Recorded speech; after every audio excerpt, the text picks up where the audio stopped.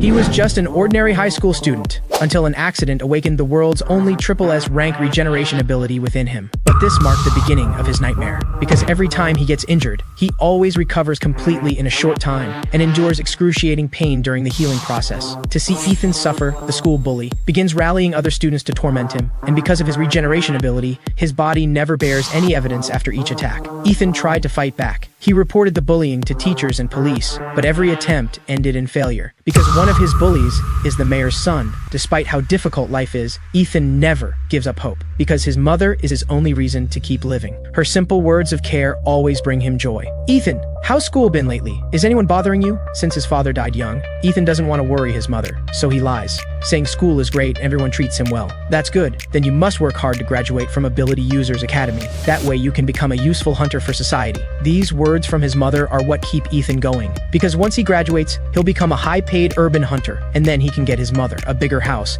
and give her a better life. But misfortune always strikes those who suffer most. Now his only reason to live is shattered, because his mother fell into a vegetative state overnight, and the one who put her in this state is none other than the bully who's been tormenting him all along. That group happened to walk into his mother's shop. Hey beautiful, you here alone? Interested in having a drink with me? Sorry, I'm very busy right now. But then, his mother accidentally knocked the bully's phone to the ground. I'm so sorry, I'll pay for the phone. But the bully doesn't care and sends her flying with one punch. Do I look like I need money? What terrible luck. You damaged the screen on my brand new phone. When Ethan learns the truth, he's consumed with rage.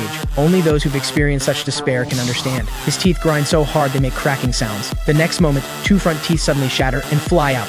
He lets out a soul-tearing roar. At this moment, he's completely enraged, determined to avenge his mother at any cost. He then goes to the hill behind the school, where he finds the bully who put his mother in a vegetative state. He demands to know why he did this to his mother. But the bully just smirks mockingly. Oh, so that woman was your mother? Anyone who didn't know better would think she was some kind of prostitute. With that, Marcus summons blades that pierce through Ethan's body. But Ethan doesn't fall. He grips the blade that's impaled him with both hands. With a loud crack, he endures the heart-wrenching agony and pulls the blade out. The next moment, his pierced body regenerates completely. Now burning with fury, he swears to tear Marcus and his gang to pieces. Marcus frowns at his reaction, then summons over 1,000 blades. With a wave of his finger, countless blades pierce through Ethan's body. Even pierced by thousands of blades, Ethan still refuses to fall. He pushes forward through the pain of 1,000 blades because Marcus touched his bottom line. And today, Marcus will pay the price no matter what. This guy's got some serious grudge. I'm getting tired. Volt, you're up. Show him what you've got. Volt nods, then activates his ability Thunder Eye. The next moment, a devastating lightning bolt strikes Ethan. With a heavy thud, Ethan is electrocuted and finally collapses from exhaustion. Marcus looks at Ethan lying motionless on the ground. Thinking the problem is solved, he turns to leave. But suddenly, two hands grip Marcus's ankle tightly. Don't go! Today you'll pay a terrible price no matter what. Annoying pest! You think you're in any position to make demands? With that, he slams his fist into Ethan's face. You should have protected your own mother better. Why do you keep bothering me? Enraged, Ethan bites down hard on Marcus's fist. This completely infuriates Marcus. Go dig some dirt and bury this guy. 3 minutes later, Ethan is thrown into a 5-meter deep pit. Ethan tries to stand up again, but Marcus won't give him the chance. With a wave of Marcus's finger, Ethan's entire body is wrapped in countless diamond blades. Seeing this, Ethan roars in agony. You damned bastard! Don't leave! I'll kill you! If you can get out alive, you can do whatever you want. Too bad you'll spend the rest of your life in this pitch-black underground prison. With that, he walks away without looking back. As Marcus leaves, the diamond blades bind Ethan's body tightly. As the blades in the surrounding rock walls close in, he feels the air growing thinner, until he suffocates to death from lack of oxygen. But after dying, he automatically revives, only to suffocate and die again. He endures the agonizing pain of healing every single moment. Just as he's about to give up his last shred of hope and sink into eternal sleep, images of his mother flash through his mind. Thinking of his mother lying in the hospital barely alive after Marcus attacked her, his overwhelming hatred transforms into power. He pounds the unbreakable rock again and again. Even as flesh splatters and bones shatter, he never stops. But to his shock, no matter how many times he strikes, not even a single crack appears on the rock wall. But he doesn't give up. He keeps pounding the rock with his fists. Through his relentless effort, his bones begin to mutate. His once fragile bones become incredibly hard and even start growing outward, forming external bone armor. Finally, his body completes its transformation. His revenge plan officially begins. Meanwhile, those 3 bullies are being interviewed by reporters for a global broadcast. When the reporter asks about the incident with Ethan's mother, Marcus sheds tears with a look of deep regret. Back then, I couldn't control my ability. My power went out of control and hurt a classmate's mother. I deeply apologize for this. Just as he's about to give his fake apology to the camera, the doors suddenly burst open, a monster suddenly appears before everyone. People around scatter in terror. Ethan looks at the three who once bullied him and throws a punch straight at Marcus's face. With a thunderous impact, Marcus is sent flying. His two companions freeze in shock. They can't understand why this monster is attacking them. Ethan's eyes are filled with bloodshot rage, like a demon returned from hell. Seeing this, Volt decides to kill him immediately, summoning a devastating lightning bolt that strikes toward Ethan. But when the smoke clears, Ethan stands there completely unharmed. With a sickening crack, Volt's head is split in half by Ethan. The thrill of killing excites Ethan. Dustin watches his companion fall and immediately summons a shield, but still can't escape his fate. Ethan flashes to his front and casually throws a punch that ends him. But then Marcus seizes the opportunity to get behind Ethan, swinging his boulder-sized fist at him. On top of that, Marcus summons over 1,000 blades. With a wave of his finger, thousands of blades pierce through Ethan's body. Just when Marcus thinks it's all over, Ethan slowly rises from the ground. Marcus's pupils dilate in shock. Ethan slowly lifts his head, and Marcus immediately armors his body with diamond, swinging his fist at Ethan's face. If one punch isn't enough, then two. If two aren't enough, then three. I'll definitely beat you down, monster. After being pounded thousands of times, Ethan bites down viciously on Marcus's fist. With a loud crunch, Ethan crushes Marcus's bones with his teeth. Marcus then pierces through Ethan's body at the cost of his arm. Just as he's about to escape this nightmare, a blade pierces through his body. Ethan rises from the ground again, all his injuries instantly healed by his powerful regeneration ability. With a thump, Marcus collapses to the ground. Watching the demon draw closer, he screams in despair. Ethan is thrilled by this sight. The next moment, he runs his blade through Marcus's body. In his final moments, Marcus trembles and asks the monster, "Who are you?" Blood-red veins appear at the corners of Ethan's eyes. Then he slowly removes his mask, revealing his true face. When Marcus sees Ethan's face, his pupils dilate instantly. He can't believe the kid he bullied is now this monster, but Ethan gives him no time to think, pounding his fists into Marcus's face again and again. Finally, after enduring inhumane torture, Marcus dies. But even with his revenge complete, Ethan feels no joy. His eyes are filled with sorrow.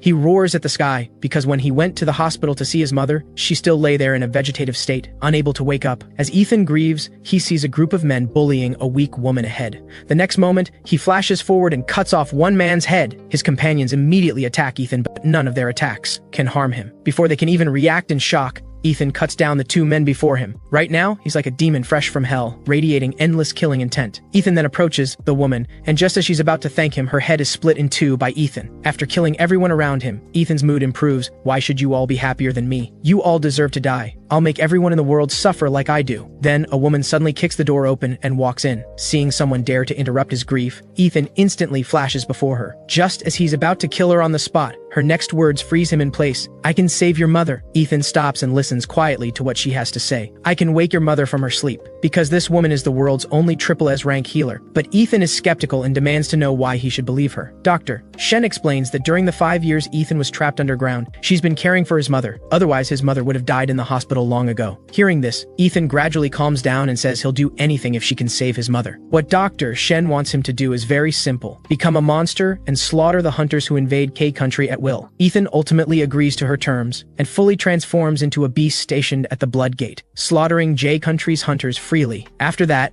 in the dimensional passage from J country to K country, J country's hunters keep disappearing. Meanwhile, in the Capitol building, the J country's prime minister is furious after learning of this, so he decides to send their nation's strongest shadow assassin to investigate. Before he leaves, his assistant worries about his safety and suggests bringing backup, but Blade believes he's strong enough and doesn't need help. He even says backup would just slow him down. 2 hours later, Blade arrives alone at the dimensional passage. Facing the ugly beasts inside, he instantly slices them to pieces. But when he reaches the depths of the cavern, his pupils dilate instantly because he sees the culprit behind the missing hunters. Right now, J country's corpses litter the ground. Blade is enraged by this sight, his body radiating deadly killing intent. He immediately draws his sword and slashes at the monster. The moment Blade meets bone, Blade's expression turns to shock, because this monster's bones are as hard as diamond. The next moment, Ethan counterattacks. He thrusts his blade at Blade, who barely dodges to the side. Blade then sends Ethan flying with a left hook, moon shadow slash, cross slash, triple moon slash. At this moment, Ethan suddenly moves. He swings his sword with all his might. Just as they're about to collide, Blade instantly switches forms and severs Ethan's arm. Clearly, Blade has the upper hand in this battle,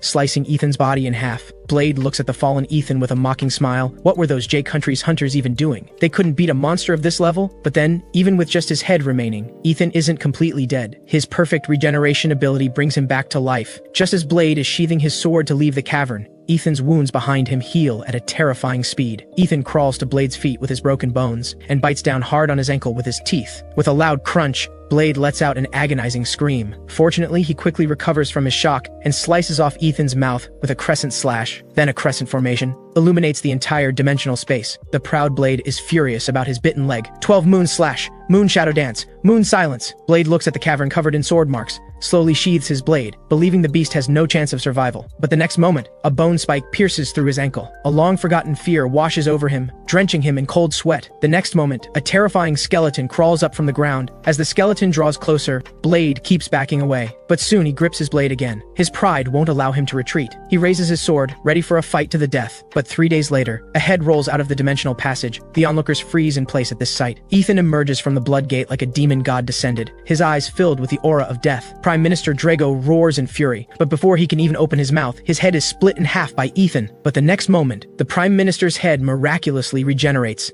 and he swings his massive fist at Ethan. This terrifying blow is like a volcanic eruption, melting Ethan's body in an instant, knocking him unconscious. This man possesses such terrifying combat power because he has two identities. Besides being J Country's Prime Minister, he's also currently their strongest Triple S rank hunter. Ethan, lying barely alive on the ground, rises once more. The hunters behind are shocked by this, because they recognize the regeneration ability in Ethan, which means this guy simply can't be killed. But to avenge their fallen brothers, the 7th and 8th ranked hunters charge forward together. Just when they think cutting his neck will end the fight, Ethan's bone blade strikes first, slashing across one hunter's throat, then immediately finishes the other with a single palm strike. Everyone watching displays expressions of utter shock. They can't understand why this bone-covered monster is so incredibly fast. Just as they're about to attack Ethan again, Prime Minister Drago stops them. From now on, anyone who takes one more step forward will die horribly by my hand. He does this because he wants to personally eliminate this monster, because he killed his closest person. When Blade was very young, Drago brought this street orphan Blade home. From then on, they called each other father and son. Under Drago's guidance, Blade quickly became J Country's #1 ranked hunter. He then fought alongside Drago, and eventually, they ruled all of J Country. Drago became Prime Minister, while Blade became the founding marshal. But now, Blade, whom he regarded as his own son, died horribly at this monster's hands. Overwhelming hatred surges through him, all converting into power that gathers in his palm, striking toward Ethan. The speed is so fast Ethan can't dodge. As Drago's blazing fist strikes Ethan's body, it melts all the bones on his chest. But Drago doesn't intend to stop there. The next moment, devastating flames spew from his mouth, turning everything ahead to nothing. Looking at Ethan's shattered and dissolved bones on the ground, Drago sighs deeply. This is finally over. But the instant he turns around, Ethan's body begins reassembling, healing at a terrifyingly fast rate. Drago's veins bulge with rage when he sees this. He then releases his magic power, turning the surrounding ground into a sea of lava. Seeing this, Frost immediately uses her magic to resist the scorching flames, protecting those nearby from harm. Right now, Drago's entire body is covered in molten lava. He simply throws a light punch forward, and Ethan's bones instantly turn to dust. But moments later, his body miraculously regenerates completely. Seeing his attacks can't kill Ethan at all, Drago reaches toward the ground. The next moment, a volcano erupts from the earth, striking directly at Ethan. Under this attack, Ethan's body nearly turns to dust, yet his healing ability keeps reconstructing his body. With a loud splash, Ethan falls into the lava. He struggles desperately to climb out, but Drago won't give him the chance. Drago orders Frost to attack. Frost removes her gloves, and the next moment, bone-chilling cold spreads outward from her hands, extending down into the volcano at a terrifying speed. The instant it touches the lava, the blazing magma turns into solid volcanic rock. They want to trap Ethan completely beneath the volcano, but little do they know, Ethan has endured such pain thousands of times. This pain means nothing to him. He then pounds the volcanic rock walls again and again. After thousands of strikes, Ethan crawls out of the lava. His eyes are filled with bloodshot rage, his body radiating endless killing intent, like a death god crawled from purgatory. Absolutely terrifying. Drago is utterly shocked to see Ethan rise from the dead. He gathers all his magic power in his palms and jumps back into the lava, charging at Ethan at 100 meters per second. Right now, Drago is furious, continuously throwing punches at Ethan, but his attacks can't kill Ethan. Ethan's body always regenerates completely from his attacks. Though he's far stronger than Ethan, both possess regeneration abilities, so neither can truly kill the other. So they fight from the lava surface to the depths below. Drago tears Ethan to pieces again and again, but can never completely destroy him. Yet his body gradually weakens from unlimited exertion. In the moment he catches his breath, Ethan revives like a ghost above his head. But this time, Ethan doesn't choose to continue fighting Drago, instead turning toward Frost. Frost's arm was seized by Ethan before she could react, then dragged toward the volcanic lava. The surrounding hunters are horrified and immediately jump down after her. Drago, about to unleash his lava breath again, freezes at this sight. To protect Frost, he forcibly suppresses the lava about to erupt, then flashes forward to retrieve her. Ethan seizes the opportunity and slashes Drago's throat with his bone stone blade, but knowing this attack won't completely kill him, Ethan reaches for Frost's arm again, gripping her hand toward Drago's head. Though his body shatters under Frost's ability, Drago's head is frozen into an ice sculpture at this moment. After calling out to Drago several times with no response, everyone realizes Drago is dead, but Ethan, already shattered to pieces, rises once more, and in an instant slaughters everyone except Frost. Frost looks at the corpses scattered everywhere, tears of despair streaming down her face. As Ethan draws closer step by step, Frost finally breaks down completely. She reaches toward her own head. Just like that, J Country's most elite hunters are completely annihilated. As the victor of this carnage, Ethan feels no joy. His eyes remain cold and emotionless. To save my mother, what does it matter if I become a demon god and slaughter everything in this world? Unknown to him, an even greater crisis awaits. Right now, a woman continuously releases her ability on the patient in bed. The person lying in bed is Marcus, who was killed by Ethan. As strange energy flows into his body, Marcus opens his eyes again. After waking, Marcus goes to the magic stone vault. Because residual magic power remained in his body, the woman was able to revive him. The other two companions were not so fortunate, so they had to be buried. Looking at the massive gems before him, Marcus thinks of the one who caused all this, Ethan. He never imagined the guy he once treated as a toy could escape from the abyss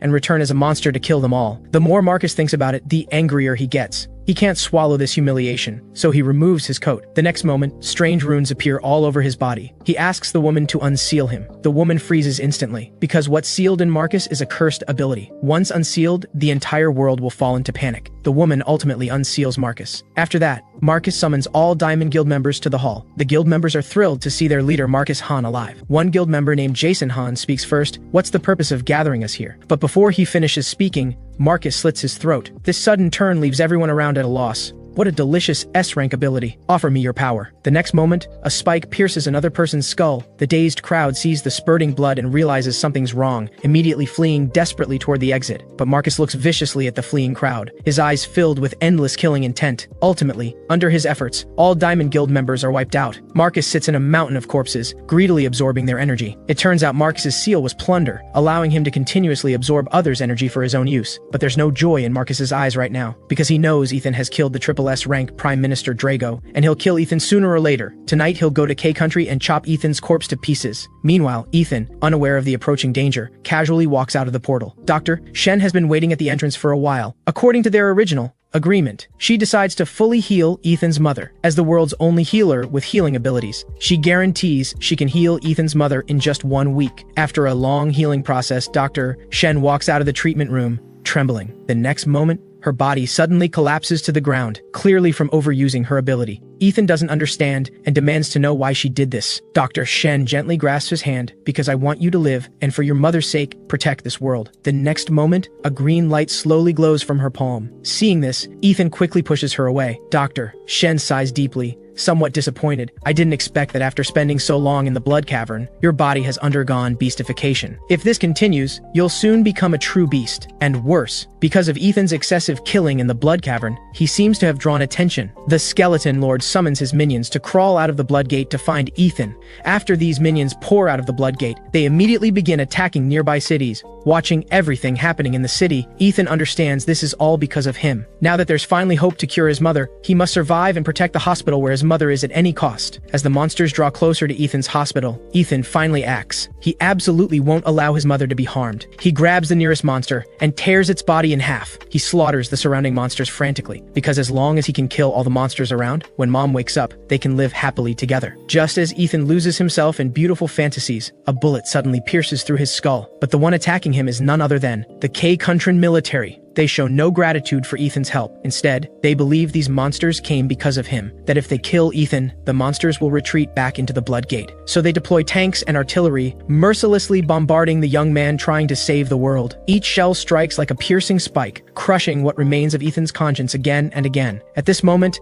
Ethan suddenly remembers what Dr. Shen said before. Once the blood gate opens, his beastification will be hard to control, so he must always stay rational, or he'll completely become a monster. But now, the situation he feared most has come to pass. Ethan completely loses his sanity, falls into darkness, transforms into a beast, and begins madly slaughtering everything around him. But when he sees the head in his hands, his consciousness instantly snaps back because what he's holding is his best friend. With a thud, he suddenly falls to his knees, sobbing uncontrollably while holding his childhood friend. Ethan's heart fills with immense sorrow, overwhelming grief flooding his mind, making him remember a long-buried memory. He remembers a memory from back in school. Back then, even though he was bullied by Marcus every day, he had a childhood friend who truly cared for him. Whenever Leo saw Ethan being bullied, he was always the first to help, but Ethan didn't want to drag Leo down because of him, so he asked Leo to pretend not to know him in public. Leo is furious after hearing this. He doesn't understand why Ethan would treat him this way, but Ethan offers no explanation, simply lowering his head in silence. Watching Leo's retreating figure, Ethan thinks his only friend is about to leave him too, but what he doesn't expect is this. Leo never actually left. Instead, he's been secretly gathering evidence for Ethan, because his right eye can record everything it sees. After a long period of effort, Leo finally collects enough evidence of Ethan being beaten. He submits all the recordings to the authorities and the media, but the next day, his right eye is brutally gouged out. The moment Ethan sees Leo, his heart fills with unbearable pain and guilt. He knows Marcus Hahn is behind all this. He wants to avenge Leo, but Leo stops him. "Don't do it. You'll die if you try. We can't go to school together anymore, but you'll always be my best friend." Leo doesn't give up hope despite losing his right eye. Instead, he comforts Ethan, telling him not to worry. Even without his ability, he can still live a good life. After being discharged from the hospital, Leo chooses to leave school and join the military to serve his country. But now, Ethan's best friend has died tragically by his own hands. An overwhelming sense of suffocation makes it hard for him to breathe. He despises this cruel world. Why does fate torment him, forcing an ordinary high school student to endure all this? He just wants to live a simple life with his mom, yet he's forced to experience despair and suffering again and again. "If this world treats me unjustly, then I'll become a demon god and slaughter this merciless world." Facing the beasts charging at him once more, he transforms all his resentment and injustice into the blade in his hand, slashing at the beasts before him. But the next moment, a dazzling purple light descends from the sky, blasting Ethan's entire body into fragments. After the purple light fades, an angel with beating wings descends upon the country. This is Lucas, the world's first hunter to awaken a SSS rank ability. Lucas has saved tens of thousands of lives and is the Empire's undisputed superhero, the very person Ethan idolized as a child. Yet now, Lucas has personally shattered him to pieces. Looking at Lucas's compassionate face, Ethan doesn't understand why he would attack him. Seeing Ethan's body reassemble itself, Lucas guesses that the monster before him possesses infinite regeneration. He brings his hands together, and the next moment, a cross appears out of thin air,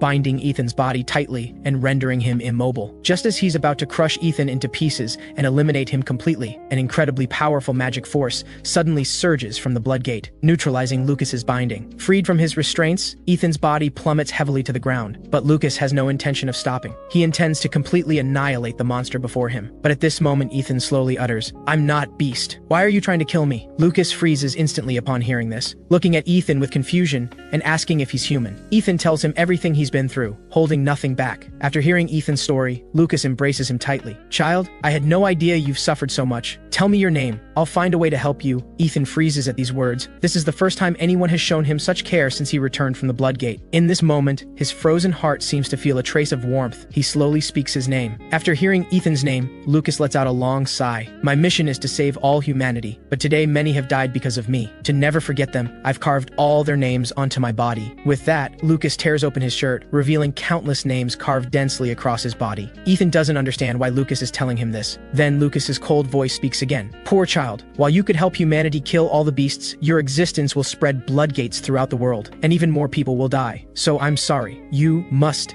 die." He reaches toward his own neck and slowly carves Ethan's name there. Ethan is completely stunned by this sight. Before he can react, Lucas strikes down with his palm. An incredibly terrifying purple light radiates from his body. The next instant, Ethan's body is completely engulfed by the purple light. His body begins to shatter inch by inch, turning to ash. But this still can't completely destroy Ethan. An eye appears out of nowhere in the ashes, drifting with the wind and continuously growing. Finally, in a corner, Ethan's body fully regenerates. He knows he's no match for Lucas, but before he can think of a countermeasure, Lucas appears behind him like a ghost. Sensing someone behind him, Ethan doesn't think. He immediately throws a punch, but Lucas's body is like a phantom. Ethan's attack can't harm him in the slightest. Lucas seizes the opportunity and embraces Ethan once more. Ethan realizes that no matter how hard he struggles, he can't escape the fate of being turned to ash by Lucas. Ethan's body suffers immense pain through each cycle of rebirth. This endless agony is completely different from the pain he's endured before. It has far exceeded the limits that his desire for revenge can sustain. Ethan's consciousness gradually disperses under this infinite torture. His consciousness slowly returns to where the nightmare began. Watching scenes on the screen of Lucas saving people, Ethan dreams of becoming a hero just like him. Then Marcus Hahn asks him what his ability is. Without any caution, he directly reveals his external skeleton ability. And so the nightmare begins. All the suffering he's experienced in his life starts replaying endlessly. Ethan doesn't understand what he did wrong, or why he must suffer such agonizing torment. Gradually, his consciousness enters a realm of nothingness. He slowly begins to accept Lucas's view. As long as I live, everyone will die because of me. But if I die, Mom can survive. Just as Ethan decides to give up consciousness and quietly await death, an incredibly terrifying power suddenly erupts from the Bloodgate. That power continuously repairs Ethan's body. Under the Bloodgate's influence, Ethan's face becomes extremely distorted and grotesquely terrifying. The next moment, a crimson light bursts from his eyes. Ethan throws a punch. A destructive energy ravages the surroundings,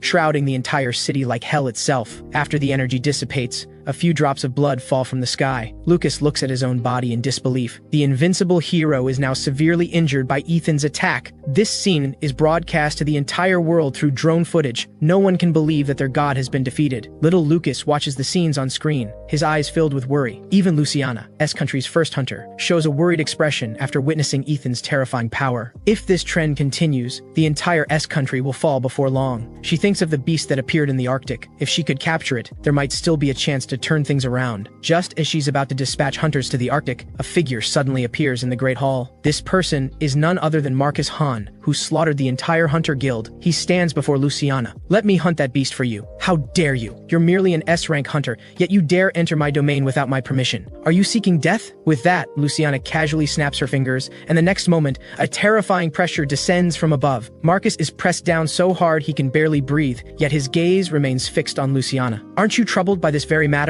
I can help you capture it. After hearing this, Luciana raises her finger again, and the next moment, the pressure in the hall vanishes without a trace. Luciana still doubts Marcus's capabilities. With just your S-rank ability, can you withstand that radiation? Seeing this, Marcus immediately summons a barrier around himself. Threads of energy wrap around him, then transform into a barrier that envelops his entire body. Witnessing this, Luciana lets out a long sigh. Fine. Regardless, if you can deal with that Arctic beast, I'll give you half the magic stones afterward. Having achieved his goal, Marcus immediately turns to leave and prepare for hunting the beast. 2 hours later, Marcus arrives at the far north and engages in fierce battle with the triple S rank beast. For him, if he can't even kill this creature, he certainly won't be able to kill Ethan. Facing a beast that even triple S rank hunters couldn't defeat, he soon endures fierce attacks. However, with his diamond ability and power to absorb others' abilities, he gradually wears down the beast's stamina. After an unknown amount of time, he suddenly collapses to the ground, greedily absorbing the energy from the beast's corpse. In this moment, he laughs maniacally. Once, to make his family more powerful, he was trained from childhood under his father's care to become a merciless killing machine. Therefore, he'll do anything to become stronger. After dealing with the beast, he returns to Luciana. Luciana is somewhat surprised to see that Marcus actually helped her deal with the beast that had troubled her for so long. Since you've completed the task, I'll give you half of the Arctic beast's magic stones as agreed. But Marcus scoffs upon hearing this and says indifferently, I've already absorbed all the magic stones. With that, Marcus extends his hand and swiftly attacks her. Fortunately, Luciana was prepared, and with just a light point of her finger, the next moment, a terrifying pressure descends from above, pinning Marcus's entire body to the ground, unable to move. The next second, Marcus's figure appears behind Luciana like a ghost, but with just a light gesture from Luciana, that figure transforms into a pool of blood. Luciana looks at Marcus with cold eyes. She removes her blood-stained hat, revealing a face that was destroyed long ago. Those magic stones were enough to make all of S-Country's hunters 10 times stronger, but you consumed them all yourself. Are you planning to become an enemy of the entire S-Country? Marcus doesn't answer. Instead, he responds with countless clones, but the moment his clones appear, they turn into pools of blood. However, this is actually Marcus's diversion. While Luciana is distracted, he seizes the opportunity to shield the red-haired girl who is being held hostage behind him, but this completely enrages Luciana. In that case, die! With a casual gesture, the surrounding stones transform into meteors and rain down madly toward the girl. Fortunately, at this critical moment, Marcus shields the girl without hesitation. At the same time, his body begins to twist bizarrely, and one clone after another emerges from him. each has a different expression, representing each ability Marcus has absorbed. Just like that, thousands upon thousands of abilities bombard Luciana, yet their fate remains the same. Luciana merely snaps her fingers, and all the clones transform into brilliant fireworks blooming above the castle. But things don't end there. The very moment the clones disappear, a terrifying black hole appears out of nowhere, ready to suck Marcus's real body into it. In this moment, Marcus recalls his childhood self. After each kill, he would hide in the park playground and confess his pain to the girl he really didn't want to kill. And it's precisely this memory that causes a bizarre scene to unfold on Marcus's body. Thousands upon thousands of personalities peel away from him, layer by layer being sucked into the black hole. And at the very bottom, a figure rapidly charges at Luciana. "You can die now." Luciana is shocked to see that Marcus not only survived but is charging at her with terrifying speed. But thinking of her two lovely children waiting for her at home, she holds nothing back and unleashes all her magic power. For her two children, she killed her own father with her own hands, willing to become an enemy of the entire world to climb step by step to the queen's throne. Now, her mission isn't complete yet. No matter what, she cannot fall. Unfortunately, reality is the opposite of her ideals. The next second, blood sprays as diamond blades pierce through her body. Thus, S Country's only triple S rank hunter falls. After killing Luciana, Marcus walks toward the exit of the hall without looking back. At the same time, threads of magic appear on his body, absorbing Luciana's abilities completely. By absorbing Luciana's energy, Marcus learns that she has two children. He immediately heads to S Country's awakened community. At this moment, the two children ask worriedly, "When will Mom come back? We're awakened too. We can fight for our country as well." The butler tells them not to worry. The queen will surely protect us. But the moment these words are spoken, the butler's blood splatters across the entire room. The entire city is razed to the ground overnight, and at the center of the ruins, only the little girl stands alone. She trembles as she looks at the man before her, colorful threads continuously flowing into the man's body. The little girl doesn't understand what's happening, only feeling a bone-deep terror spreading through her. Marcus looks at the little girl who has already lost her wits and slowly turns to leave. Just as his figure is about to disappear from view,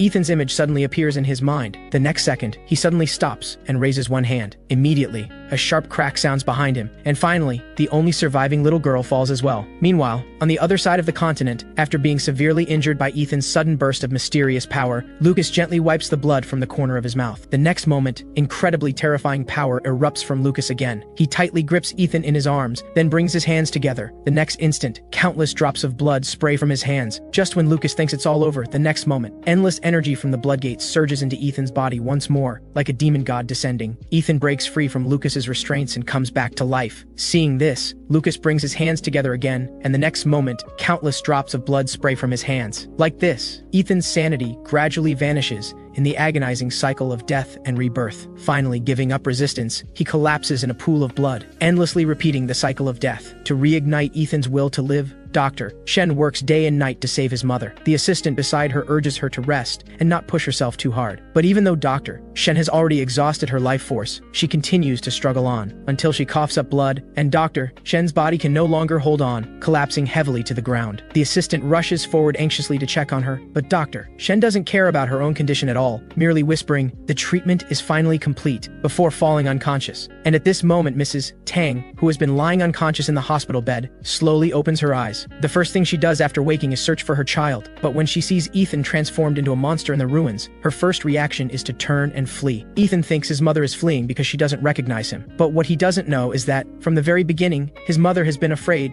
She's afraid that this child who has become a monster will hurt her. Ethan weakly calls out "Mom," crawling desperately toward his mother, but the moment he grasps his mother, she doesn't hesitate to slap him across the face. This makes his already broken face even more distorted, and his mother faints from terror. At this moment, Lucas's figure slowly appears. "So your mother was just an excuse?" Ethan doesn't know how to respond. Feeling deceived, Lucas erupts with terrifying energy once more. He will completely annihilate this cold-blooded monster. However, the next second, a cold gleam flashes, and Lucas collapses in a pool of blood once again. But this time, his head doesn't heal. Instead, strange white threads emerge from his mouth. Then those white threads surge into Ethan's body without warning. The next moment, Ethan's eyes suddenly turn purple, and his movements become feminine. This body is absolutely perfect. The reason Ethan has become like this is entirely because of this woman. She's the world's only possessor of a triple S rank possession ability. Her goal is to find the world's strongest man, then forcibly merge with him and turn his body into her own vessel. As the world's acknowledged strongest at the time, Lucas was her unhesitating choice. But now, the parasite suddenly realizes that Ethan's power is even greater than Lucas, so she decisively abandons Lucas's flesh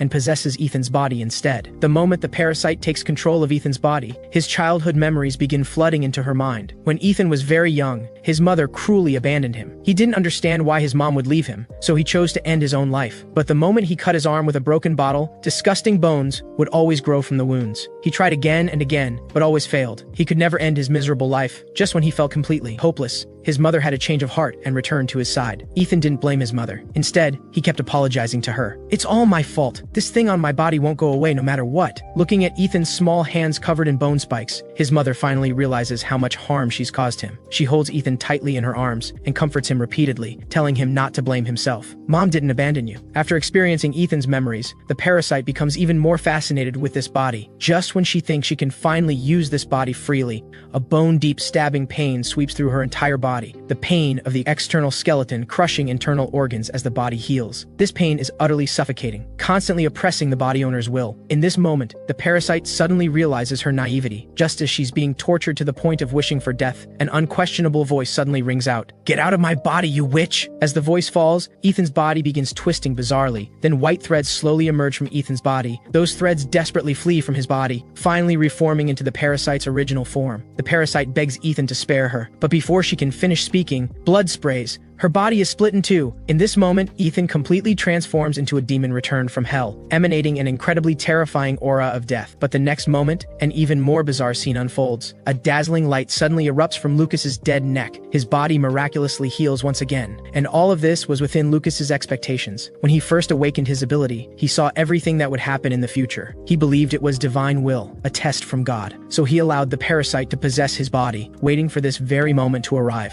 At this moment, Lucas is enveloped in holy light. He appears beside Ethan in a flash. Just as Ethan prepares to attack him again, Lucas suddenly embraces him tightly. The next moment, the bones on Ethan's body begin falling away piece by piece. From this moment on, Ethan is no longer that monster. But at this very moment, countless blood gates appear out of nowhere. Monsters from hell begin recklessly destroying the entire city, and below them, a monstrous maw charges at them furiously. Fortunately, at this moment, a terrifying divine power suddenly descends from the sky, splitting the monster in two. And under that holy light, Ethan transforms back into that innocent young boy. Afterward, Lucas gently sets Ethan down. After confirming Ethan is unharmed, he switches forms, transforming into his golden saint form, and engages in fierce battle with the world-destroying monsters. As rays of holy light descend from the sky, the entire world returns to peace once more. Lucas's figure reappears above Ethan. Looking at this tormented young man, a golden tear unconsciously falls. "Young man, the fate that awaits you is far too heavy. In the future, you will endure even greater suffering and torment than now. Though this is terrifying and cruel, please never lose your faith." In this moment, Lucas completes his mission. His body gradually dissipates into heaven and earth along with the monsters, but his will shall be inherited by those who come after. At this moment, little Lucas watches his father's disappearing figure, and a pair of white wings suddenly appears on his back. Meanwhile, Ethan kneels on the ground as tears flow down uncontrollably, but he's not moved by Lucas's sacrifice. What terrifying future. What don't lose faith, that's all nonsense. Now that I've regained my body, aren't all problems solved? With that, he howls at the sky. "Now I'm going to live happily with Mom." But the moment the words leave his mouth, a figure suddenly descends from the sky and stomps Ethan's body into pulp. Just as the man in red wonders what he stepped on, a tremendous magic power suddenly surges from beneath his foot. Ethan's mangled body regenerates into human form once again. Not understanding what's happening, Crimson simply kicks him off the rooftop. Even after falling from such a height, Ethan's body still rapidly heals at a visible rate. In no time, it returns to its original state. He lies powerlessly on the ground, continuously calling out Mom. Right now, he just wants to live peacefully with his mother. However, what awaits him is Crimson's merciless brutality. But no matter how many times, he still cannot kill Ethan completely. In this moment, Crimson feels disgusted. "You're already grown up, yet you're still constantly calling for your mommy. How pathetic." Hearing this, Ethan turns his distorted face and asks Crimson in confusion, "Don't you have a mother? Or is your mother already dead?" This completely enrages Crimson. He kicks out again, sending Ethan's entire body flying into a blood gate. The moment Ethan enters the blood gate, his consciousness gradually blurs. His mind returns to his childhood. Looking at the familiar scenes around him, he wonders if he's actually returned to his childhood. At this moment, he sees his mom's busy figure, a scene he's fantasized about countless times. As long as he can live peacefully with Mom, everything is worth it. He excitedly walks toward her. However, When his mom turns around, she reveals an incredibly grotesque face. Under infinite terror, Ethan's consciousness gradually awakens. At this moment, he's inside the Bloodgate, with countless energies continuously flowing into his body. But this energy is extremely violent. Ethan feels like countless ants are gnawing at his entire body. He endures indescribable heart-wrenching pain every single moment. At this moment, Ethan suddenly recalls a conversation with his mom. When you face difficulties, just smile and everything will be okay. In this moment, Ethan grits his teeth, letting the pain torment his body, while he begins laughing madly, laughing with insane hysteria. Gradually, his consciousness is slowly overtaken by beastification, and his previously purified body becomes covered in bones once more. And, as his laughter grows more terrifying, a demon godlike figure slowly appears outside the Bloodgate. Crimson freezes instantly upon witnessing this bizarre scene. But before he can react, Ethan stomps him underfoot. At this moment, Ethan continuously emits a kekeke sinister laugh. He looks at Crimson in a bizarre posture. "I just want to see my mom. Why are you stopping me?" With that, he opens his mouth to bite Crimson. At this critical moment, bizarre-looking weapons appear out of thin air, shielding Crimson within. And with a leap, sharp cold gleams rapidly slash across Ethan's body. Even the building ahead doesn't escape, being sliced into fragments as well. Crimson lets out a long sigh. Finally over. No one could possibly survive that explosion. But the next moment, Ethan appears unharmed behind him once again. Seeing this, Crimson immediately spins and kicks out, subduing Ethan. But Ethan quickly breaks free and engages in combat with Crimson once more. Just like that, an intense battle erupts between them. Crimson is very curious. The young man before him is clearly human, so why does he always emanate a beast's aura? Besides, beasts don't fight to protect humans. With that, Crimson points at the collapsed building behind them. Is there something special there? Hearing this, Ethan shows an incredibly bizarre smile. "My mom is there. Even though she abandoned me and ran away, I still love her." Crimson scoffs upon hearing this. "Then I should definitely defeat you, because destroying what others treasure most has always been my favorite thing to do." With that, he swings his weapons at Ethan again.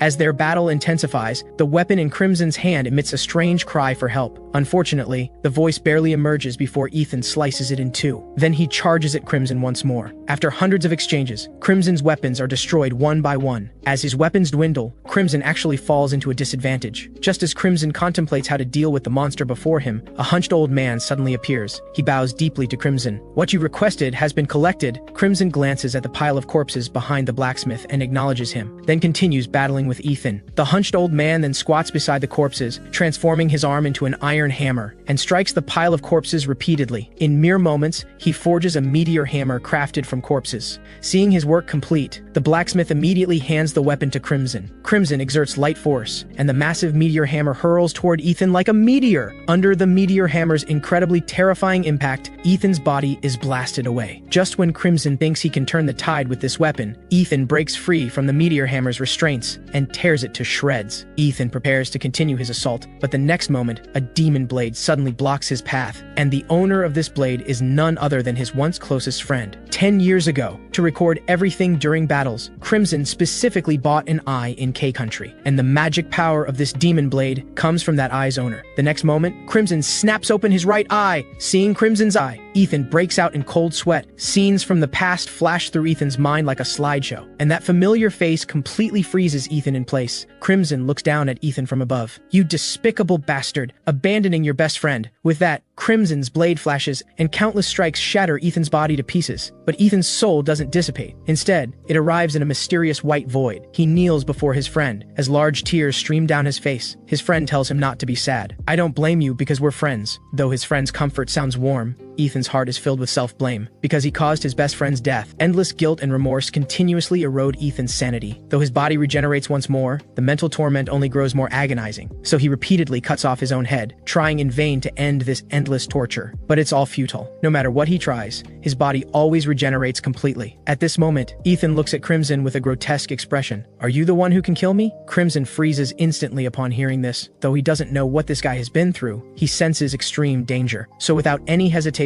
he strikes immediately. The next moment, Ethan's rock-solid bone armor shatters instantly. But before Crimson can celebrate, an incredibly terrifying magic power surges toward Ethan like a tidal wave, continuously repairing his broken body. His body rapidly heals at a visible rate. Seeing this, Crimson immediately launches a second assault. With repeated strikes, the ground quickly fills with Ethan's shattered limbs, but these attacks still cannot cause him any real damage. Witnessing this hellish scene before him, Crimson is thrilled beyond measure, as if others' suffering is the source of his joy. But Ethan's recovery far exceeds his imagination. No matter how many times he's shattered, Ethan's body always regenerates instantly. In a fit of rage, Crimson kicks him straight into the lake. He attempts to use suffocation to deal with this troublesome monster. As Ethan's body keeps sinking, the agony of suffocation makes his consciousness gradually fade. In his dying moments, familiar images of his mother resurface in his mind, but this time, what he sees is his mother's fearful and disgusted expression. In this moment, he suddenly realizes that all along, it's been nothing but his own wishful thinking. Physical and mental torture mercilessly ravage this pitiful boy. Just as Ethan's mind is about to collapse, countless red blood gates suddenly appear in the sky. Infinite magic power surges down like a celestial river pouring forth, flooding toward the bottom of the lake. Under the impact of this magic, Ethan rises again, and his bone armor becomes even more sinister and terrifying than before. With the enhancement of Bloodgate magic, his body evolves once more. But Crimson still hasn't realized the severity of the situation, his face still full of disdain. Unexpectedly, the next moment,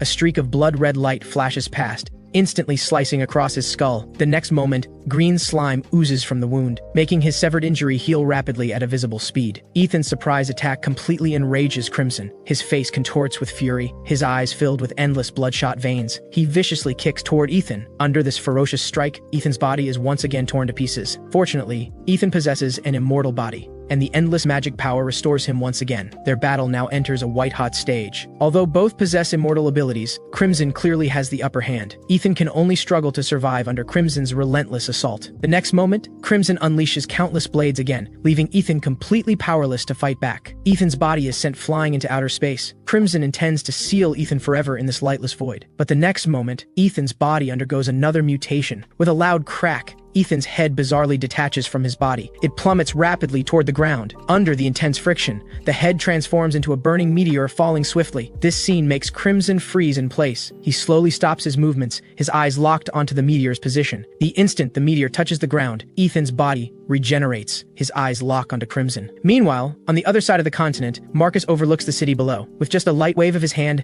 the entire city instantly turns into ruins. Then Marcus begins to contort in an incredibly bizarre manner. Colorful magic threads continuously pour into his body. Jade beside him can't bear to see him in such pain. She keeps pleading with him to stop. This isn't your fault. Marcus freezes after hearing this. Incomparable grief wells up in his heart. It reminds him of his first meeting with Ethan. When he learned that Ethan's ability was bone armor, he didn't hesitate to beat him up. But Ethan wasn't angry at all. Instead, he cheerfully apologized to him. This made his already disgusted mood even worse. So he imposed all his resentment onto Ethan. As they say, evil meets its match. Next, a bloodbath awaits Marcus. At this moment, Vera Yin receives a report from her subordinates. Overnight, all hunters in northeastern X country have been slaughtered. Vera is furious upon hearing this news. She immediately leads all her subordinates to Marcus's location. At this moment, she pins Marcus firmly under her foot. I heard you killed my children? Do you think you can face 100 million hunters alone? Marcus is now surrounded by hundreds of millions of puppet army. Just as the puppet army is about to charge at Marcus, a massive explosion suddenly erupts on the empty ground. Marcus seizes the opportunity to grab Jade and escape. No matter what, he must get her out of here safely. But the puppet army has no intention of letting him go and pursues relentlessly. During the escape, he notices that some puppets behind him look like his friends. Suddenly, overwhelming grief surges through him, reminding him of a long-buried memory. He once had a group of like-minded friends, and they made a pact. If one of them died by accident, they hoped the survivor would absorb their energy into his own body. That way, even if they truly died, they could still accompany each other as energy. But sadly, this wish can probably never be fulfilled now, because his two friends have been turned into puppets by Vera. Marcus silently vows that no matter the cost, he will kill Vera and avenge his fallen friends. After bringing Jade to a safe place, Marcus leaves immediately. No matter what painful price he'll pay, he must do this. He charges toward Vera. Facing hundreds of millions of puppet army, Marcus shows no fear. The young man remains incredibly calm, as if nothing is wrong. This makes Vera very uneasy. She has an extremely bad premonition, feeling that Marcus is hiding some unknown secret. Soon enough, her suspicion comes true. Marcus summons countless clones in an incredibly bizarre manner. Like demons emerging from hell, they pierce through the puppet army with their blades. Vera watches the bodies continuously falling around her. Her pupils dilate instantly, because she discovers something terrifying. The power erupting from Marcus has now surpassed Triple S rank. He wields power that doesn't belong to this dimension. His powers even exceeded human limits. Under Marcus's overwhelming aura, the puppet army develops a sense of fear. They show signs of wanting to flee. This fear is biological instinct, remaining even after losing self-awareness. Seeing the situation deteriorate, Vera begins to manipulate the puppet army. Don't be afraid. I'm behind you. If you die, I can revive you infinitely. so give it your all and charge without holding back. Under Vera's rallying cries, countless puppets charge at Marcus like zombies, but due to the massive power gap, the puppet army is like lambs to the slaughter, quickly and easily eliminated by Marcus. Vera is shocked by this scene. She can't understand why her proud puppet army would lose to this person. The next moment, her head is brutally severed by Marcus. In her final moments, scenes from her childhood flash through her mind, one by one. 10 years ago, her homeland was invaded. Her sister desperately begged, pleading with the invaders to spare them. But what she received was an incredibly cruel death. Young Vera witnessed it all. She silently vowed to become stronger, so that one day she could avenge her sister and protect those she wanted to protect. At this moment, Vera gradually loses consciousness. After winning a hard battle,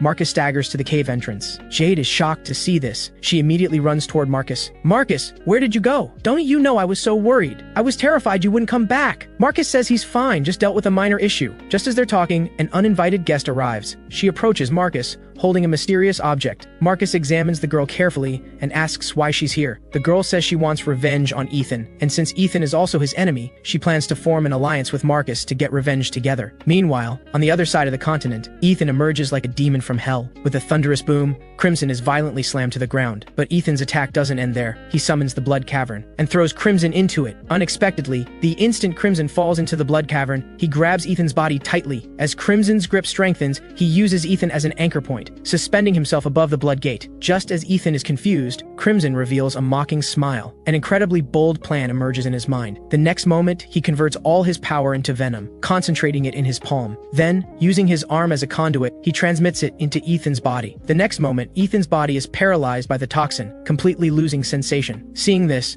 Crimson reveals a sinister grin. Didn't you escape from this cursed place? In that case, let's go in together. With that, he drags Ethan into the Blood Cavern with him. Crimson has no intention of letting Ethan off easily. He tightly chokes Ethan's neck. With a loud crack, countless toxins pour from his palm into Ethan's body. Ethan is blasted away by this terrifying attack, but Crimson's assault doesn't end. He concentrates all his power into his palm and strikes Ethan again. Crimson is extremely confident in his attack. No one can survive his ultimate technique, the Poison Demon Palm, because this is his ultimate skill, combining all biological toxins in the world. Crimson watches Ethan's body, corroded by toxins and unable to move. He reveals a mocking smile. Weren't you tough? Keep going if you can. Unexpectedly, the next moment, Ethan suddenly breaks free. He punches Crimson, sending him flying. In the next instant, Ethan flashes before Crimson and asks him how it feels to get hit. Crimson chuckles and says it feels amazing. When I fought as a kid, I always won. I defeated thousands of opponents, but none of that compares to how getting hit feels now. That feeling of blood boiling, every nerve tense while taking a hit, it's better than all previous feelings combined. Just as they're talking, a terrifying tornado suddenly erupts in the Blood Gate. Crimson and Ethan are quickly swallowed by this sinister wind. As the tornado grows stronger, Ethan's body is continuously devoured by this evil wind. Crimson beside him doesn't escape either. His body is like being thrown into a meat grinder, bones shattering inch by inch. It's like entering a living hell. Under the massive vortex, Crimson's consciousness gradually fades. He recalls childhood memories with his father. When Crimson was very young, he watched helplessly as fire consumed his home. So he silently vowed to become strong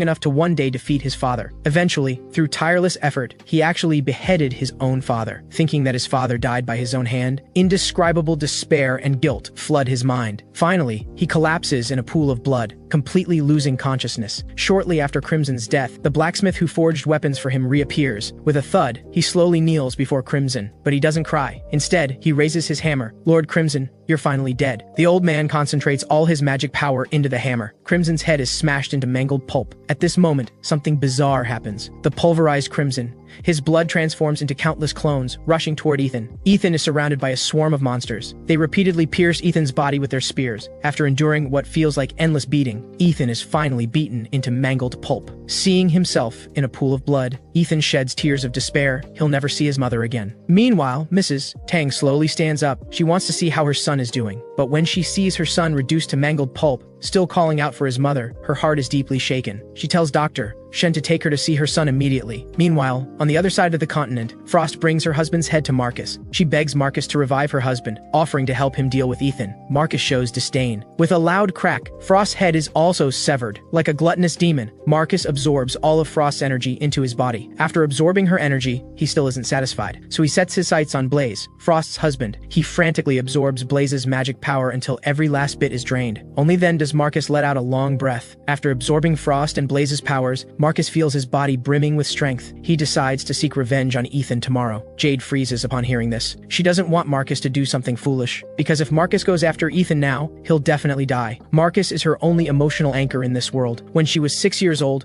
her father died, leaving the family without financial support. From that day on, her brother suddenly changed. His temper became violent, always resorting to violence against those around him. She herself was often abused by him. Fortunately, at 16, she awakened her ability. She thought that once she became a hunter and earned money, he wouldn't treat her the same way. But just as she was about to sleep with this hope, her brother came for her again. She desperately fled from home. But the next moment, he chased after her and tripped her. She fell hard to the ground. She tried to get back up, but was met with countless punches from her brother. She desperately called for help, hoping someone nearby could save her. Her mother heard the cries and rushed out. "Stop! Don't hit her anymore! Stop it now!" Hearing this, her brother kicked their mother down. Her head struck the ground hard. After he left, Jade desperately called out for her mother. But no matter how much she cried, there was no response. That's when she realized her mother was dead, beaten to death by her own brother. She silently vowed to make him pay, no matter what. Later, Jade met Marcus in a park. Marcus believed he was cursed, always killing people inexplicably. Jade said her awakened ability was power regulation, and she could seal his magic power. Marcus was thrilled, and wanted her to seal his power immediately. But Jade held back, saying there was one condition. Before that, he must help her kill someone. Marcus didn't hesitate and immediately agreed. He then knocked on her family's door. Upon seeing Jade's brother, Marcus immediately grabbed his weapon. He swiftly pierced it through his body after killing Jade's brother. Before they could celebrate, Marcus's brother suddenly showed up. He angrily confronted Marcus. "Why did you kill him? Haven't you killed enough people already?" Seeing Marcus being confronted, Jade tried to use power regulation to strip his brother's magic. But Marcus's brother grabbed her wrist. Though he didn't understand why she attacked him, he cursed at her. Unexpectedly, he lost his footing and fell to the ground. Jade seized the opportunity to place her hand on his back and sealed Marcus's brother's magic. Seeing his brother, who always bullied him, suddenly lose his magic, Marcus immediately used his diamond ability to pierce through his body. Now both Jade's brother and Marcus's brother were dead. Jade anxiously asked Marcus, "What do we do now?" Marcus told her not to worry, because he would protect her for life. After this experience, Jade always considered Marcus the most important person in her life, so she couldn't just watch him go to his death against Ethan. She plans to seal Marcus's magic to stop him from doing something foolish. But the next moment, Marcus grabs her hand tightly. "You witch, what are you doing?" The next moment, her body is blasted into fragments by Marcus. Marcus weeps uncontrollably over Jade's remains. Indescribable despair and guilt flood his mind. He didn't actually want to kill her. That action was just an instinctive reaction from killing too many people. With a thud, Marcus suddenly falls to his knees. Tears of despair stream down his face. He desperately slams his head against the ground, trying to ease his guilt with pain. In moments, he smashes a massive crater into the ground. After about 2 hours, he finally calms down, because now is not the time for grief. He has something more important to do, to kill Ethan. The next moment, countless clones emerge from his body. Those clones continuously circle above the earth. Soon, those clones transform into magic threads. Then Marcus gathers those magic threads and forms them into a blood gate. Looking at the blood gate before him, a bold idea suddenly emerges in his mind. He'll give Ethan a shocking surprise. Meanwhile, Ethan's body has been beaten into mangled pulp. A mysterious old man holds a chainsaw, making a buzzing sound through the air. Just as the chainsaw is about to touch Ethan's eyes, Dr. Shen arrives with Mrs. Tang. Mrs. Tang immediately recognizes her son among the crowd. Seeing his mother come for him, Ethan is overwhelmed with emotion. The next moment, a terrifying survival instinct erupts from within him. Ethan's body regenerates, and he transforms into a monster once more. Mrs. Tang looks at the demon beast before her. She recalls Ethan's childhood. Although her child has become a monster, he's still her child. Just as she's about to reunite with Ethan, a stone suddenly strikes Mrs. Tang. She slowly stands up from the ground, but her movements become stiff, like a zombie. Soon, she approaches Ethan. Tears stream down her face. "My son, no matter what you become, I will always love you." With that, she tears off the skin on her face, revealing her true identity. Marcus looks mockingly at Ethan. Surprised? Shocked? Ethan stares at his mother's corpse at his feet, frozen in place. In that moment of shock, his head is severed by Marcus. Marcus looks at Ethan's fallen head with a mocking smile. "I'm just one gate away from closing all the blood gates in the world," and Ethan here is the final blood gate. The next moment, countless magic threads surge from Marcus's body. He opens the blood gate again and throws Ethan into it. Just like that, Ethan is thrown into the blood gate once more. Facing the demon beasts rushing at him again, Ethan doesn't hesitate, cutting them down like slicing vegetables. During the slaughter, Ethan's consciousness gradually blurs. He starts seeing the demon beasts as Marcus. He's startled by the sight and loses his footing. He falls hard to the ground. But remembering Marcus's arrogant face after killing his mother, Ethan is filled with rage. He silently vows that one day he'll escape the Bloodgate and twist Marcus's head off to kick like a ball. Meanwhile, Marcus sits in a park, weeping quietly. Because he killed the woman he loved most. Just as he grieves, Dr. Shen suddenly finds him. Doctor. Shen gently caresses Marcus's cheek. She lets out a long sigh. 6 years ago, you killed Ethan's mother, causing his mental breakdown, and even threw him into the Bloodgate. Aren't you afraid of his revenge? Marcus is furious upon hearing this. He grips Dr. Shen's neck tightly. You think I'm afraid of him? What a joke. I can't wait to see him again and tear him to shreds. Dr. Shen chuckles, and I have a secret to tell you. The Bloodgate is actually connected to Hell. Although you threw Ethan into the Bloodgate, the Hell administrator who guards the Bloodgate will inevitably find him. Then, he might gain new power from the Bloodgate and become a demon god that everyone fears. In other words, if nothing unexpected happens, you two will meet again very soon. Marcus tells her to shut up. He doesn't believe Dr. Shen's nonsense at all. Dr. Shen sighs deeply, then just wait. You'll find out sooner or later. With that, she puts on her slippers and prepares to leave, but Marcus rushes out and grabs her wrist. You'd better explain clearly. What exactly do you mean? Dr. Shen stares directly at him. Since you want to know, I'll reluctantly tell you. Every world has a Hell administrator, commonly called the Pharaoh. When all dimensional gates turn into blood gates, the Pharaoh will lead the demon beast army to destroy the world. Though the Pharaoh has destroyed worlds tens of thousands of times over billions of years, this is the first time all blood gates have been sealed. Whether blood gates open depends on universal laws, so even the Pharaoh cannot interfere. But Ethan, who has escaped the blood gate multiple times, is an exception. He broke the dimensional balance. With enough power, one can reopen blood gates. So when Ethan falls into the blood gate again, the Pharaoh will desperately search for Ethan inside, then pass his power to him, allowing Ethan to reopen the blood gate. Meanwhile, Ethan is receiving the Pharaoh's inheritance. During the inheritance, he has a long dream. In the dream, his mother is torn to pieces, and he's trapped in the blood gate, unable to avenge her. If he wants to leave this place, he must obtain the Pharaoh's power, but doing so will reopen the blood gate and destroy the world. But even so, Ethan still wants to escape the blood gate. He wants revenge. At this moment, he completes the Pharaoh's inheritance. Countless magic power surges into his body like a tidal wave. The next moment, he tears through the void. He slowly emerges from the blood gate. At this moment,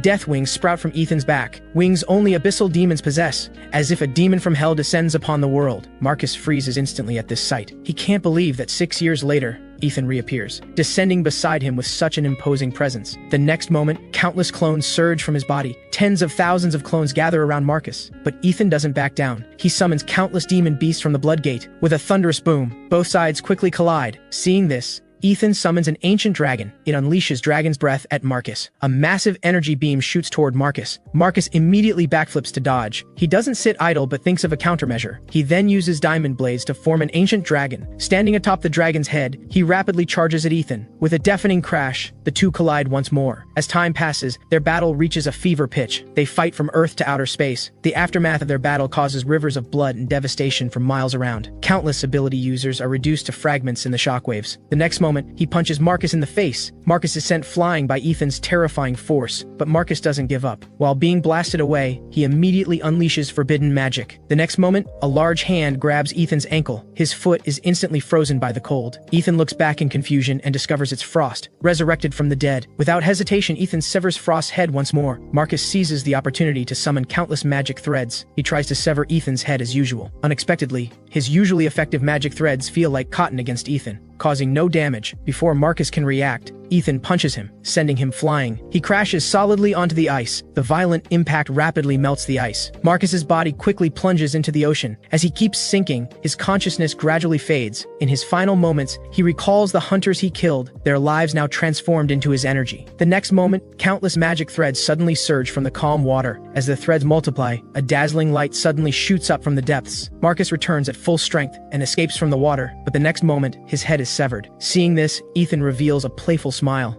When you were killing people, did you ever think about the endless suffering your actions would bring to others? To make Marcus suffer even more, Ethan forces his way into Marcus's mind and extracts his memories. After Ethan finishes extracting all of Marcus's memories, he instantly shows a mocking smile. So you killed your own father with your own hands. Marcus wants Ethan to shut up, but in the next moment, his head is instantly split in two. The moment his head hits the ground, Marcus instantly loses consciousness. In his final moments, childhood scenes flash before his eyes like a slideshow. At 6 years old, Marcus failed to awaken any abilities during the test, and his father saw him as the family's shame, beating him mercilessly. His mother tried to stop the fight, but she only received countless punches and kicks. Marcus was terrified by this scene, hiding in the corner with his hands covering his ears, trembling. This living hell lasted for 3 whole years, until one day, unable to bear it any longer, he picks up a dagger and aims it at his father's back. His father hears the movement behind him and turns around, breaking into a cold sweat. He tries to dodge, but it's too late.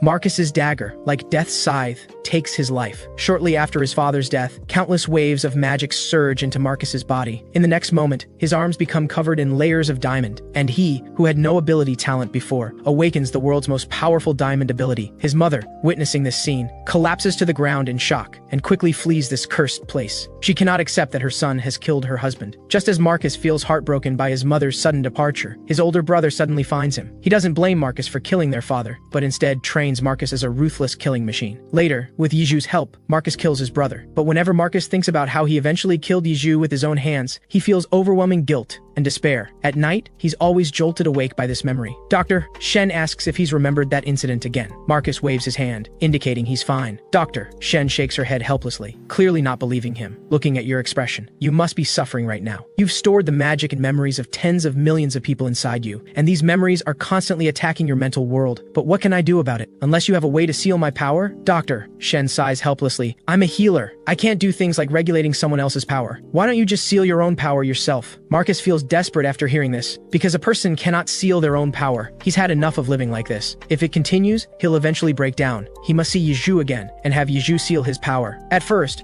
Marcus plans to revive Yiju, but he fails. No matter what he tries, Yiju cannot be revived. Just as he feels desperate and on the verge of mental collapse, he sees the swinging pendulum on a clock. A bold idea suddenly comes to his mind: to use intense gravity to distort space-time and reverse time, going back to before Yiju's death. So Marcus, using gravity as a foundation, tries 13,678 different combinations, and after tens of thousands of failures, finally succeeds in reversing time. But he discovers in despair that his time reversal ability has a massive flaw. No matter what he tries, he can never go back to before Yiju's death. Just as he despairs, he suddenly remembers Ethan, whom he sealed in the Blood Gate. Could it be that when I sealed Ethan in the Blood Gate and closed the final gate, I completely severed the timeline?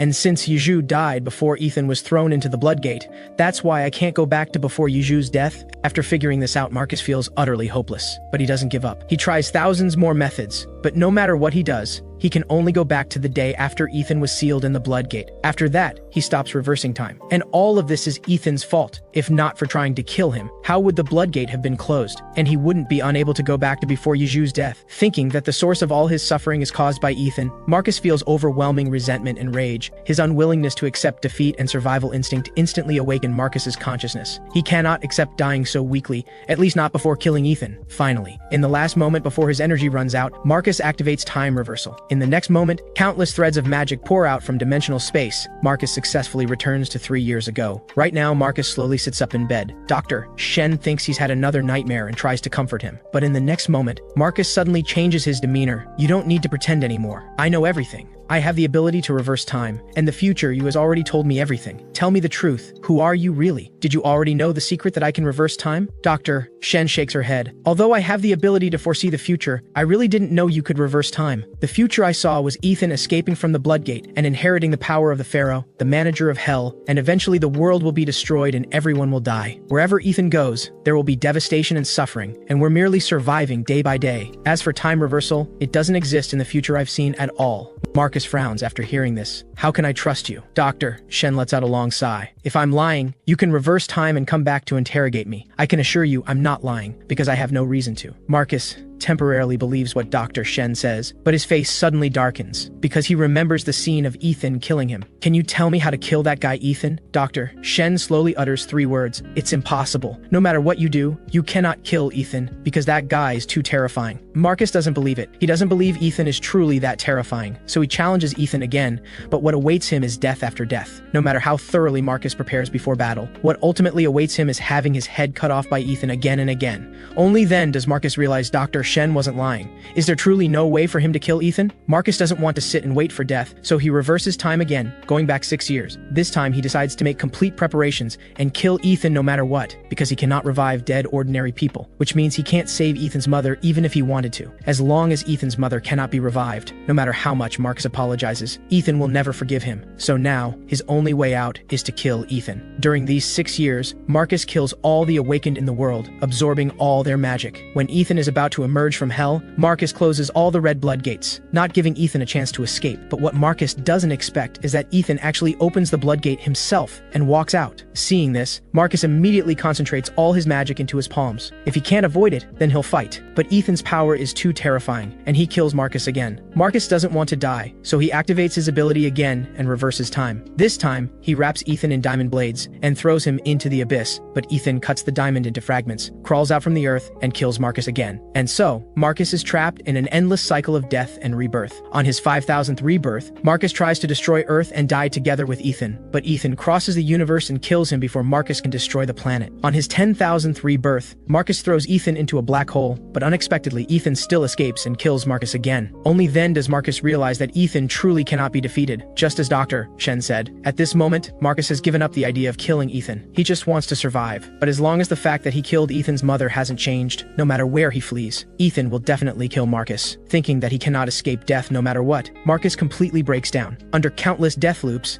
he gradually gains a new realization. Before, when trying to kill Ethan, he always acted alone. After all, aside from confiding in Yizhu, he's never trusted anyone. But now, he decides to try to change, to unite all the forces in the world to kill Ethan. On his 20,000th rebirth, Marcus doesn't kill anyone this time. Instead, he publicly apologizes to all the hunters in the world and reveals all the crimes he's committed during this period, from killing Ethan's mother to countless time reversals. Marcus reveals everything that has happened to him. He wants to get help from the hunters below to help him overcome this crisis. After hearing what he's been through, none of the hunters are willing to help him, and they all leave. To convince everyone, Marcus uses thousands of time reversals, repeatedly trying to persuade them. Whether it's hunters who died by his hand for no reason in the past, or ordinary people who were sacrificed for nothing, he seeks them all out, one by one. Finally, after Marcus's tireless efforts through thousands of loops, he manages to convince everyone. But at this moment, he doesn't feel joy, only immense sadness. He begins trying to communicate with the magic he's absorbed. After finishing his conversation with the magic inside him, he also begins to face his past, to face that cruel past. But precisely because of this, he cannot stand by. He cannot let others experience the pain of losing loved ones. And Ethan is the one who will destroy the world. So to save this world, he must kill Ethan no matter what. At this moment, Ethan tears through space with his bare hands and slowly walks out from the blood gate. Seeing this scene, Marcus's expression becomes extremely serious, and he commands the surrounding hunters to kill this monster who will destroy the world. But unfortunately, he fails again. Ethan very easily kills all the surrounding hunters. With a heavy thud, Marcus suddenly falls to his knees. Only now does he truly realize how terrifying Ethan is. The guy in front of him is simply an unbeatable monster. In the end, can I still not escape being killed? Thinking of his upcoming fate, Marcus's tears involuntarily slide down his cheeks. In his final moments, he apologetically says 3 words to Ethan: "I'm sorry." But even so, Ethan still doesn't intend to let him go. As the blade in Ethan's hand swings out, countless drops of blood fall from the air. Seeing this scene, Marcus's pupils instantly dilate, because the blood falling on the ground isn't his but someone else's. Someone had taken that blow for him, but when he sees who it is clearly, his back is instantly drenched in cold sweat, because the person in front of him is none other than Mrs. Han, Marcus's mother, who disappeared many years ago. Since his mother left home, Marcus hasn't seen her again. But why has she come to find him? Is it because he's perfect enough now? Marcus's mother was born into a wealthy family, and her parents were very strict with her, demanding perfection from her since childhood. Although living in such a family was difficult, his mother never complained. She always pursued perfection because she firmly believed perfection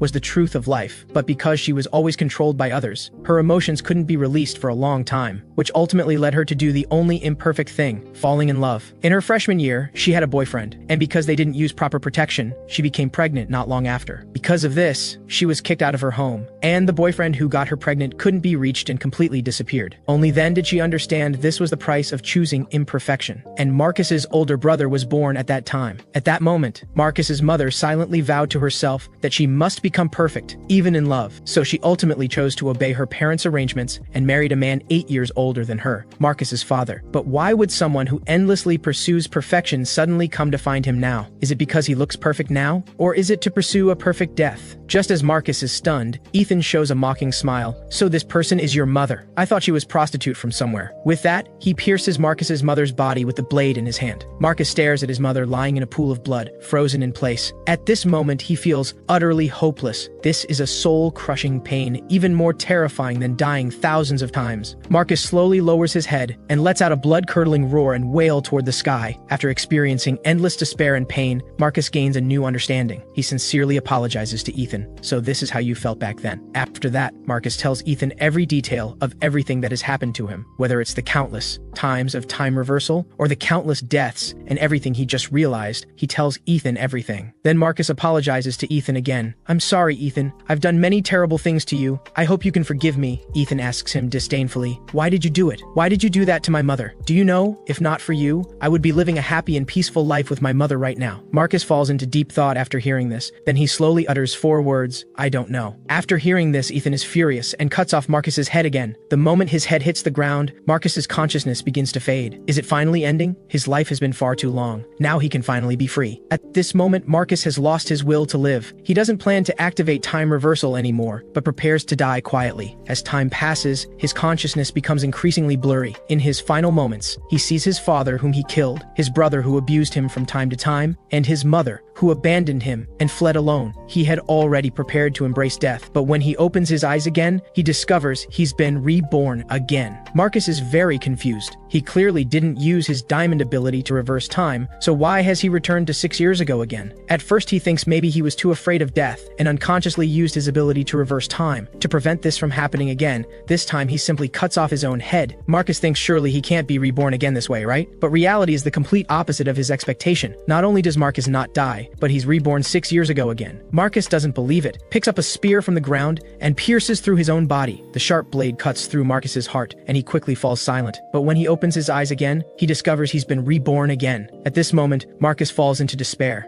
He can't understand why he keeps being reborn and can't die even if he wants to. Marcus wants to escape this torment, and repeatedly kills himself. But no matter how many times he tries, he always returns to the starting point. Under thousands of loops, his mind nears collapse. Fortunately, at this moment, Dr. Shen finds him. She tells Marcus to calm down. When Marcus sees Dr. Shen, as if seeing a lifeline, he immediately falls to his knees. He begs Dr. Shen to help him, desperately wanting to know from her how he can die. Dr. Shen lets out a long sigh. "You've used time reversal thousands upon thousands of times, and each time you activated it when you were about to die. With the continuous accumulation of magic, it eventually distorted causality, causing time itself to be sealed. So now, whenever you die, even if you don't activate time reversal, you'll automatically return to that moment 6 years ago when the blood gate closed. And no matter what you do during these 6 years, you'll ultimately die at Ethan's hands 6 years later. In other words, no matter how hard you try, you'll only die repeatedly forever." Marcus can't believe what he's hearing. When he calms down and thinks carefully, he discovers Dr. Shen's identity is incredibly mysterious. Why does she know these things? Why does she know his future and experiences so clearly? Like a god of death casually toying with others' fates.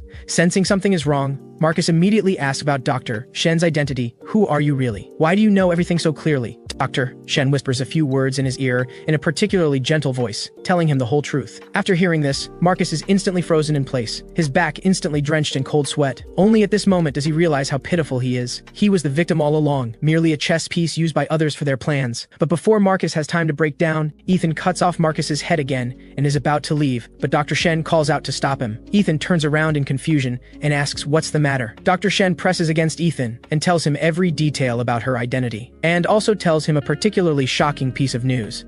That is, Dr. Shen's identity is actually very special. She's not truly human. Her origin must be told starting from the beginning of the universe. At the dawn of the universe, there lived the Pharaoh, a manager of hell.